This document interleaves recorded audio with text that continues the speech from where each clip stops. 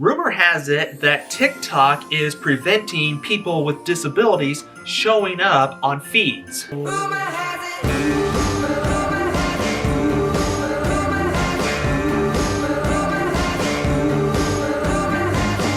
I myself have actually noticed this happening to me lately too, as I've been posting more and more content on my TikTok as well regarding autism awareness or sharing my autism experiences with the community as well. Oh no! A lot of people on the autism spectrum were disgusted by this, and they were posting videos where they were calling TikTok out for discrimination. Now, I'm not really the type of guy that likes to assume the worst about things.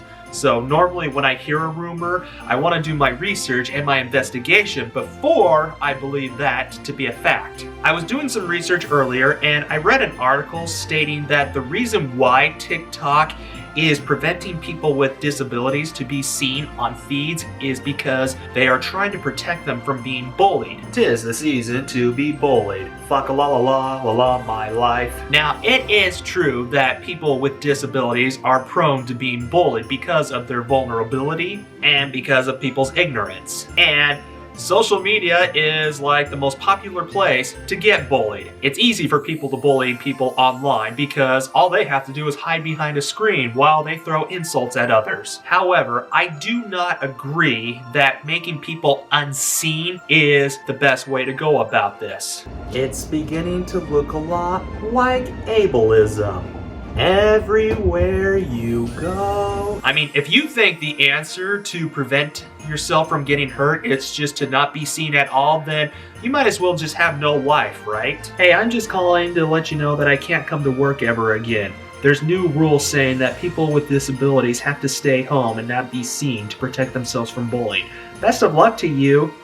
Can I get a raise? I think it's time that we call up some research and look into this matter. Dr. William at your service. Hope you like my Christmas tie, by the way. Got my coffee too, very important when you're doing research. According to this article that I found on netspolitic.org, TikTok, the fast-growing social network from China, has used unusual measures to protect supposedly vulnerable users.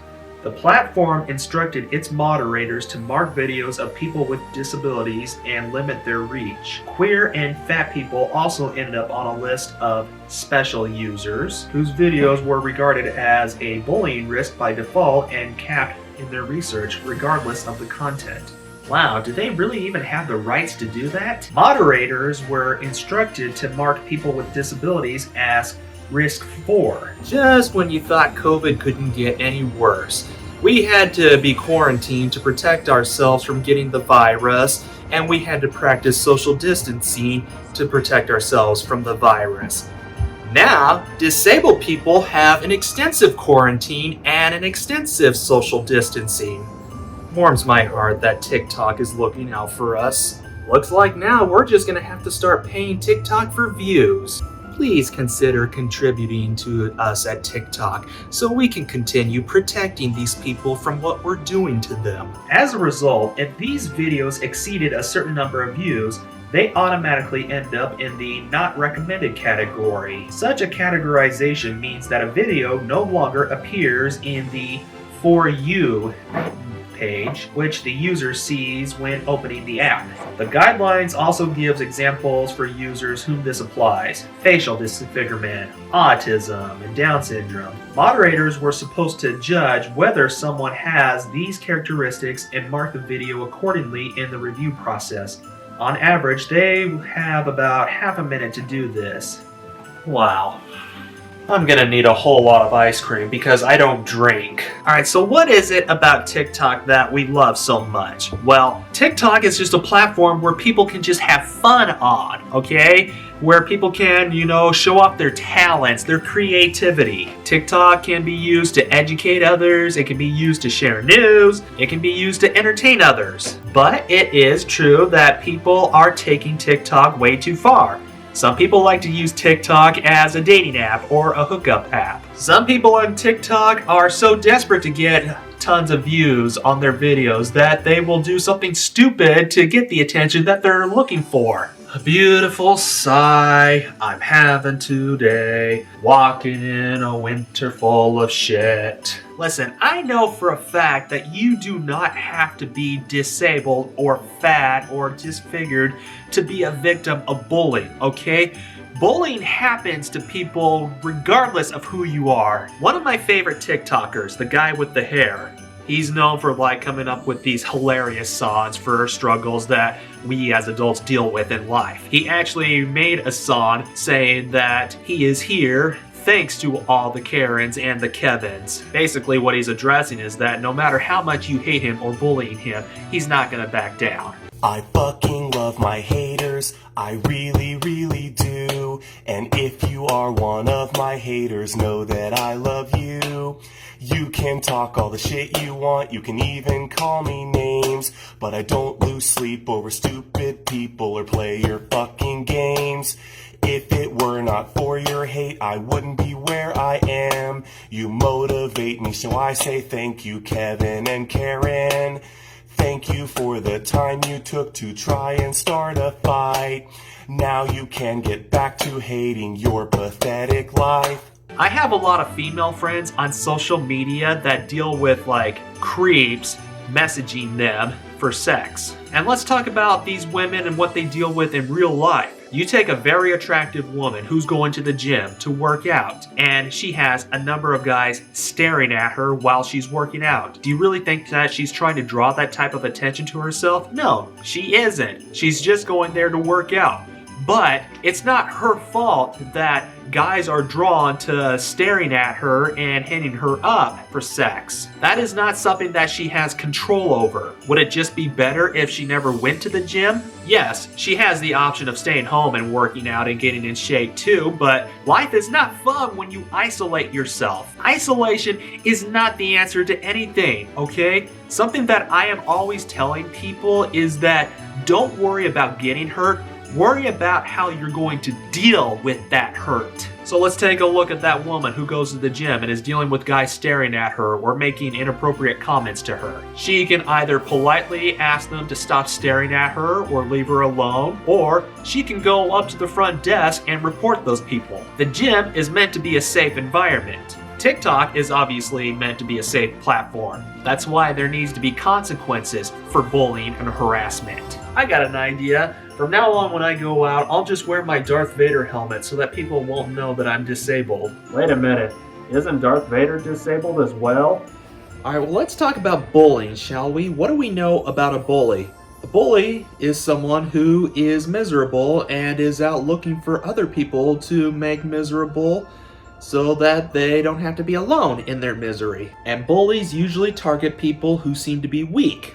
But it doesn't always have to be people who are weak. It can be people who are very highly successful too. And what does that say about the bully? That says that they are jealous of their success and that they're ashamed of themselves for, well, being a failure. So now that we know what a bully is and how they choose their targets and why they're bullying, my biggest question is, how is hiding people, how is making people unseen the answer to all this? Because if all a bully is going to do is look for more people to be their victims, don't you think the bully should be the one who suffers the consequences and not the victims? It seems like nowadays that's what it comes down to, is that the victims are the ones who's really suffering the consequences. See, the issue isn't exactly with bullies themselves. The issue is how we are handling that. A bully hurts us in front of all of our friends and makes us feel stupid. And so we go to great lengths to get even with that bully. Or that bully says something wrong about us and we are wasting our energy fighting and arguing with that bully to reason with them and persuade them to know what the truth is. But really, when we are handling it that way, all we're doing is just making it harder on ourselves. And yeah, hiding ourselves from the bully may save us a ton of energy and heartbreak, but that still is not going to make our problems go away. So really, TikTok, when you are on the lookout for people with disabilities or any type of disfigurement or anybody who's fat or queer, and you are making their videos hidden from the public, that sounds to me more like it's censorship rather than protection. You know, we don't have to hide from the world to avoid getting hurt, okay?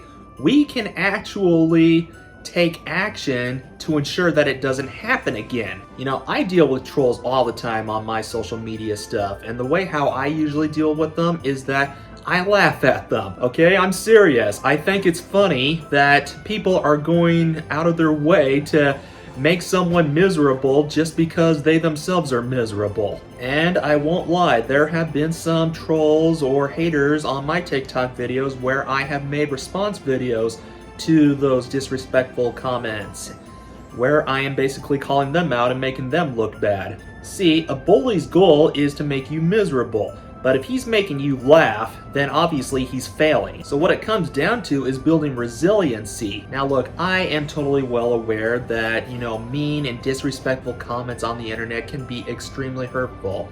Okay? I have had, dozens of rude comments on posts that I've made online, and it was really hard for me to not take it personal. There's that saying that we all grow up with, that sticks and stones may break my bones, but words will never hurt me, and that's just not true at all. Words hurt like an MF. They cut super deep, and they stick with us for a long time. But here's one thing that we gotta ask ourselves.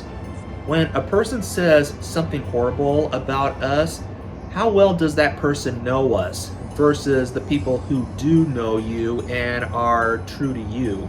How many people do you have on your side that are willing to disagree with what this random person on the internet said about you? And like I said earlier, it's easy for people to bully others on the internet because all they have to do is hide behind a screen, create a fake account, and then just start trolling away. Now people seem to think that the rational way to handle this is to either ignore them, block them, or delete them.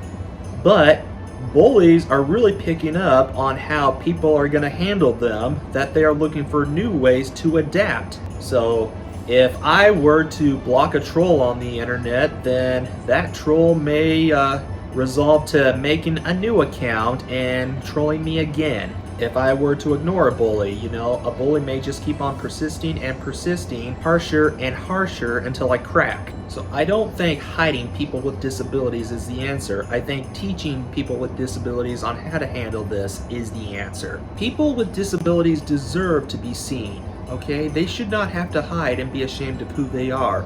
The world deserves to know about these type of people and see what they are capable of doing, how loving and affectionate that they are, and to know that there is a person inside of them. So please, TikTok, if you are watching this video, please reconsider your methods, because this is not healthy. Thank you all so much for watching this video. I hope everybody has a safe and Merry Christmas. So go pet your dog, like I'm doing. Go kiss your wife, hug your family members, tell them that you love them. I will see you all in the next video.